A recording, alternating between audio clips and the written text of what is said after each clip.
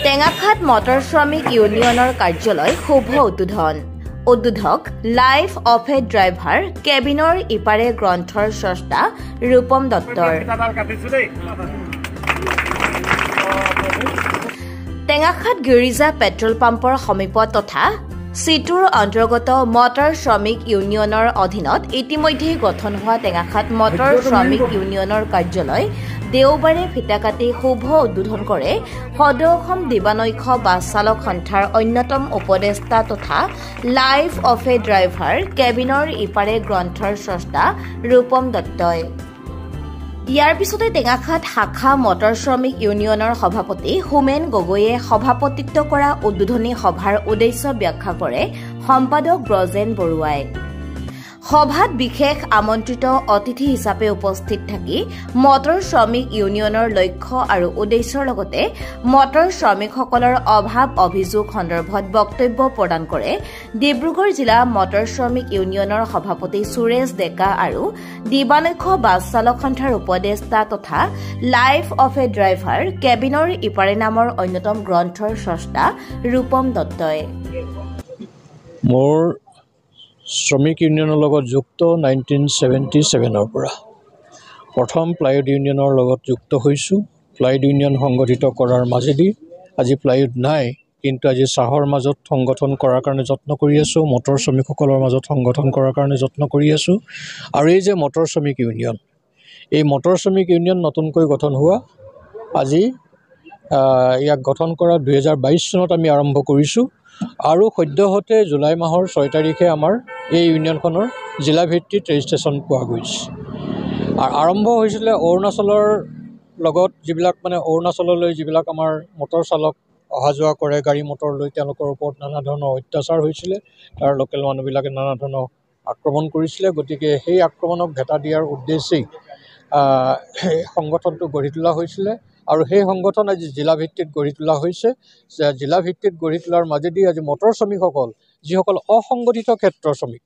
যিসকলৰ কাৰণে কোনো ধৰণৰ চৰকাৰী আইন কানুন একো নাই, তেওঁলোকে যিকেইটা দৰমহা পাব লাগে দৰমহাকেইটাও সময়মতে নাপায়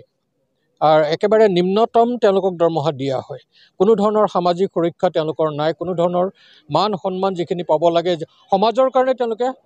সকলো ধৰণৰ সেৱা আগবঢ়াই আহিছে। একেবাৰে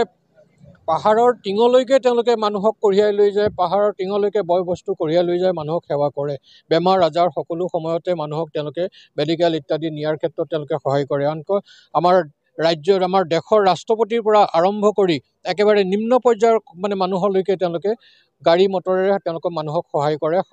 মানুহক নানা ধৰণৰ সেৱা আগবঢ়ায়। কিন্তু এই মটৰ শ্ৰমিকসকল, যিসকলৰ আজি যি ধৰণৰ এটা সন্মান পাব লাগিছিল, তেওঁলোকে এই সন্মানৰ পৰা তেওঁলোকে বঞ্চিত, অৱহেলিত হৈ তেওঁলোকে জীৱন কটাবলগীয়া হৈছে। মালিক পক্ষৰ নানা ধৰণৰ অত্যাচাৰৰ সন্মুখীন তেওঁলোকে হ'বলগীয়া হয়। ইয়াতে এই মিটিংখনত আজি শাখা উদ্বোধন কৰা হ'ল ইয়াত টেঙাখাতত। এই শাখা উদ্বোধনী মিটিংখনতে আমি গম পাইছোঁ যে এখিনি ড্ৰাইভাৰ আছে ইয়াত, এই ড্ৰাইভাৰখিনিক আজি 3 মাহ ধৰি তেওঁলোকে মালিক পক্ষই দৰমহা দিয়া নাই। এই ধৰণৰ বিভিন্ন ঘটনা ঘটি আছে। অইলৰ ক্ষেত্ৰতো ঘটে, অন্যান্য ব্যক্তিগত মালিকবিলাকৰ ক্ষেত্ৰত এইবিলাক আমি দেখিবলৈ পাওঁ। গতিকে এই যে অন্যায় অবিচাৰবিলাক চলি আছে, এই অন্যায় অবিচাৰবিলাক মৰীখন কৰাৰ কাৰণে, নাইকিয়া কৰাৰ কাৰণেই আমাৰ সংগঠনটো গঢ়ি তোলা হৈছে। আৰু এই ধৰণে শ্ৰমিকসকলক সংগঠিত কৰাৰ মাজেদি যাতে এই অত্যাচাৰবিলাক বন্ধ কৰিব পৰা যায়, তেওঁলোকৰ প্ৰাপ্য সুবিধাবিলাক আদায় কৰিব পৰা যায়, এই লক্ষ্য লৈ আমি আগবাঢ়িছোঁ। আমি আশা কৰিছোঁ সকলো মটৰ শ্ৰমিকৰ ঐক্যবদ্ধ প্ৰচেষ্টাৰ মাজেদি এইখিনি আদায় কৰিবলৈ আমি সক্ষম হ'ম। কিয়নো ল'ৰা ছোৱালীয়ে যাৰে ল'ৰা ছোৱালী নিজৰ বাপেকটো সদায় হিৰ' বুলি কয়। আমিও ভাবোঁ আমাৰ নেতা যেতিয়া ভাল প্ৰতিজন মানুহৰ কাৰণে নিজৰ বাপেকজন হিৰ'। যেতিয়া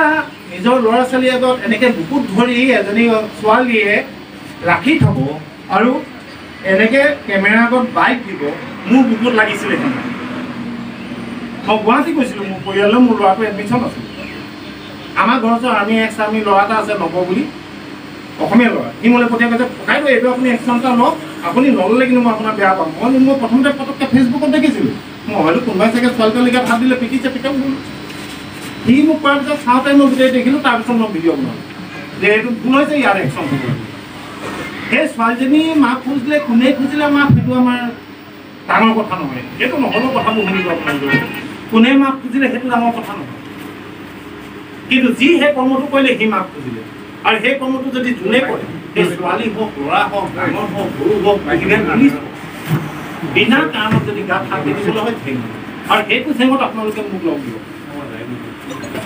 আমি যদি কওঁ কৰ্মবিৰতি একেবাৰে কৰ্মবিৰতি অনুভৱটো খুবেই আশাবাদী চাওক চালকৰ সংগঠন যদি হয় তাত মই থাকিম আৰু সদায় চালকৰ কাৰণে মই মাত মাতি আহিছোঁ আজি মই খুবেই সুখী মোৰ একদম তেনে ঘৰৰ ওচৰত তিনিচুকীয়ানো কিমান দূৰ ইয়াৰ পৰা ইয়াত এনেকুৱা ধৰণৰ এটা সংগঠনৰ জন্ম হৈছে ইহঁতি যে মনত ভাবিছে আমি একত্ৰিত হ'ব লাগে একতাত আমি থাকিব লাগে খুব ভাল এইটো হৈছে আৰু মই খুব আশাবাদী এওঁলোকে খুব ভাল কাম কৰি যাব বিশেষকৈ এই অঞ্চলটোৰ কাৰণে অকল ড্ৰাইভাৰৰ হকে বুলি মই কোৱা নাই তেওঁলোকক ওচৰৰ ৰাইজকো লগত সাঙুৰি ল'বলৈ কৈছোঁ তো মোৰ মতে এওঁলোকে খুব ভাল কাম কৰিব গোটেইকেইজন ল'ৰা খুব কৰ্মী ইমান সুচাৰুৰূপে মিটিংখন মানে হৈ গ'ল মই সঁচাকৈ অভিভূত হৈছোঁ কেতিয়াবা মিটিংখন অলপ দেৰি হ'লেও বেয়া লাগে আজি একদম টাইম টু টাইম চব বস্তু হৈছে আৰু ল'ৰাখিনি খুব উদ্যমী আৰু কৰ্মী আৰু মই সিহঁতক কেইটামান সৰু সৰু কথা কৈ গৈছোঁ এতিয়া সিহঁতে সেইখিনি যদি মানে সিহঁতৰ কাৰণে ভাল হ'ব আৰু অনাগত দিনত আমাৰ ড্ৰাইভাৰ বা মটৰ শ্ৰমিকসকলৰ যিখিনি প্ৰব্লেমছ আছে যিখিনি অসুবিধা আছে সেইখিনিৰ ওপৰত আমি সদায় মাত পাতি যাম আৰু তেওঁলোকে আমাক সমৰ্থন দি গ'লে হয় আৰু তেওঁলোকৰ যেতিয়া বিপদ আপদ হ'ব আমি সদায় আহিম আমি তেওঁলোকৰ লগত ককায়েকৰ দৰে এনি টাইম চাহটোৰ নিচিনাকৈ আমি তেওঁলোকৰ লগত থাকিম বিশেষকৈ নাইট ছুপাৰ চালক সন্থা সদায় এই সংগঠনৰ লগত আমি থাকিম সেইটো আমি কথা দিম মই এইটো কথা আমাৰ মিটিঙত উল্লেখ হৈছে মই চালকসকলকো কৈছোঁ যেতিয়া আমি বেলেগৰ পৰা সন্মান বিচাৰিম আমি বেলেগক সন্মান কৰিব লাগিব প্ৰথম কথা আটাইতকৈ ডাঙৰ কথা আমি নিজে নিজক ভাল পাব লাগিব নিজে নিজক সন্মান কৰিব লাগিব আপুনি এটা গেঞ্জি মূৰত গামোচা এখন মাৰি মুখত চিগাৰেট লৈ পেলাই তামোল খাই মুখখন ৰঙা কৰি মুখত বেয়া মাত মাতি থাকিলে আপুনি কেতিয়াও মানুহৰ পৰা ভাল ব্যৱহাৰ নাপায় চ' সেইবোৰ আমি কিছুমান পৰিত্যাগ কৰিব লাগিব আমি তেওঁলোকক কৈছোঁ ডাম্পাৰ চলালে ওচৰতে চলাওঁ বা গাঁৱতে চলাওঁ জোতা পিন্ধি চলাব লাগে যিটো পৰিবহণ বিভাগৰ নিয়ম আমি পৰিবহণ বিভাগক কেতিয়াও একাষৰীয়া কৰিব নালাগে তাৰ যিবোৰ নিয়ম আছে গোটেই নিয়ম ফ'ল' কৰিব লাগে ছিট বেল্ট লগাব লাগে পূৰা নিয়মমতে যদি চলায় ড্ৰেছ পাতি যদি ভালকৈ থাকে ডেফিনেটলি ড্ৰাইভাৰসকলক এটা সময়ত নহয় এটা সময়ত ছাৰ বুলি মাতিব মই সেইটো দিন চাবলৈ জীয়াই থকা অৱস্থাতে এবাৰ চাই যাবলৈ বহুত ইচ্ছা আছে মোৰ জীৱনৰ সেইটো এটা লক্ষ্য যে চালকসকলক সৰ্বভাৰতত মানুহে ছাৰ বুলি মাতক আৰু চালকসকলে এটা সুন্দৰ জীৱন কটাওক সমাজৰ এটা শ্ৰেণী হিচাপে স্বীকৃতি পাওক যিহেতু চালকসকলক জন্তু হিচাপে ব্যৱহাৰ কৰে আৰু মই ইয়াৰ দ্বাৰাই চবকে এটা আহ্বান জনাম ক'ৰবাত এক্সিডেণ্ট এটা যদি হৈ যায় এক্সিডেণ্ট মানে শব্দটোৰ অৰ্থ বৰ সহজ যিটো নভবা নুশুনাকৈ হয় সেইটোকে এক্সিডেণ্ট কয় যদি এক্সিডেণ্ট হয় মানুহৰ জানৰো হানি হয় ড্ৰাইভাৰজনক মাৰপিট কৰিব নালাগে তেখেতক পুলিচৰ ওচৰত গতাই দিব লাগে আৰু যিবোৰ মানুহ আহত হয় সেইবোৰক ড্ৰাইভাৰজনক অলপ সময় দিব লাগে যে সেই আহত মানুহখিনিক যাতে হস্পিটেল নিব পাৰে সেইখন গাড়ীতে উঠাই মেলি সেইটো কাৰণে মই সমূহ অসমবাসী ৰাইজক এটাই মই আহ্বান কৰিম এক্সিডেণ্ট হ'লে ড্ৰাইভাৰজনক এটেক নকৰিব ড্ৰাইভাৰজনৰ লগত সহযোগিতা আগবঢ়াওক পুলিচ আছে আইন আছে তেওঁলোকে ড্ৰাইভাৰজনক যি ব্যৱস্থা ল'ব লাগে ল'ব তাত আমি প্ৰশাসনৰ লগত আমি সদায় সহযোগিতা আগবঢ়াওঁ ভুলত আমি কেতিয়াও মাত নামাতোঁ কিন্তু ৰাস্তাত যদি ড্ৰাইভাৰসকলক সমাজৰ মানুহে মাৰধৰ কৰে কিবা এটা সৰু সৰু অজুহাত লৈ তেনেহ'লে আমাৰ সন্থাই সদায় মাত পাতি যাব প্ৰতিবাদ কৰি যাব ইয়াৰ লগতে সভাত উপস্থিত থাকি শুভেচ্ছামূলক বক্তব্য প্ৰদান কৰে দুলিয়াজান অইল মটৰ ৱৰ্কাৰ্ছ ইউনিয়নৰ বিনোদ ডেকা আৰু কেন্দ্ৰীয় সমিতিৰ কাৰ্যনিৰ্বাহক সদস্য হেমন্ত পূজাৰীয়ে টেঙাখাত মটৰ শ্ৰমিক ইউনিয়নৰ শতাধিক সদস্য উপস্থিত থকা এই সভাখনি সভাপতি সম্পাদকৰ লগতে অন্যান্যসকলৰ সহযোগত বিশেষভাৱে আঁত ধৰি পৰিচালনা কৰে উপ সভাপতি অনুপম গোহাঁই সহকাৰী সম্পাদক ত্ৰিদীপ সোণোৱাল আৰু কোষাধ্যক্ষ পিণ্টু চেত্ৰীয়ে news desk report Tengakhat live টেঙাখাতৰ ৰোগীসকলৰ বাবে সুখবৰ টেঙাখাতৰ এখন উন্নতমানৰ ঔষধালয় নাম টেঙাখাত মেডিকছ ইয়াত ঔষধৰ লগতে প্ৰতিদিনাই ৰোগীসকলে লাভ কৰিব অভিজ্ঞ চিকিৎসকৰ দ্বাৰা বিভিন্ন ৰোগৰ চিকিৎসা সেৱা জেনেৰেল মেডিচিনৰ ডাক্তৰ সৌৰভ দত্ত প্ৰতি সোমবাৰ মঙ্গলবাৰ আৰু বুধবাৰে পুৱা 10 বজাৰ পৰা আবেলি 3 বজালৈ ৰোগীক পৰীক্ষা কৰিব জেনেৰেল মেডিচিনৰ ডাক্তৰ নিখা কোঁৱৰ বৃহস্পতিবাৰ আৰু শুকুৰবাৰে পুৱা 10 বজাৰ পৰা 4 বজালৈ ৰোগীক পৰীক্ষা কৰিব কমিউনিটি মেডিচিন আৰু শিশু ৰোগ বিশেষজ্ঞ ডাক্তৰ ফাৰহানা শাহিন হুছেইন প্ৰতি শনিবাৰে আবেলি 2 বজাৰ পৰা 5 বজালৈ আৰু দেওবাৰে পুৱা 10 বজাৰ পৰা 3 বজা পৰ্যন্ত উপলব্ধ হ'ব গতিকে পলম নকৰি শীঘ্ৰেই টেঙাখাত মেডিকছলৈ আহক আৰু অভিজ্ঞ চিকিৎসকৰ পৰামৰ্শ গ্ৰহণ কৰি সুস্বাস্থ্যৰ অধিকাৰী হওক সবিশেষ জানিবৰ বাবে 9365337898 নম্বৰত যোগাযোগ কৰক